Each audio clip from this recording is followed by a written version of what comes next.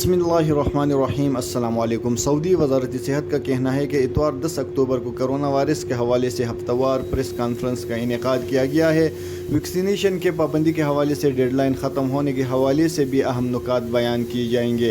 हाजिल news के मुताबिक press conference में वज़ारत सेहत के अलावा पब्लिक ट्रांसपोर्ट अथॉरिटी के तर्जुमान सालेह इब्राहिम अल-ज़वेद खुसूसी तौर पर शिरकत करेंगे। प्रेस कॉन्फ्रेंस में 4 मौज़ूआत पर रोशनी डाली जाएंगी, जिनमें अमूर सेहत के एदाद व शुमार, अहम इस्तिफ़सारात, कोरोना वैक्सीनेशन और कोरोना के हवाले से आलमी सूरत हाल शामिल है।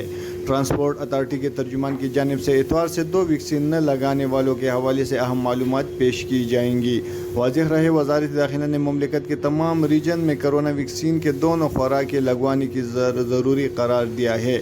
इस हवाले से वज़ारत ने 10 अक्टूबर के डेडलाइन दी थी, जिसके बाद वो अफराद जिन्होंने वैक्सीन के दोनों खुराकें नहीं लगवाई उन्हें सरकारी और निजी इदारों, स्कूल, जामियात और माल्स में दाखिल होने नहीं दिया जाएगा।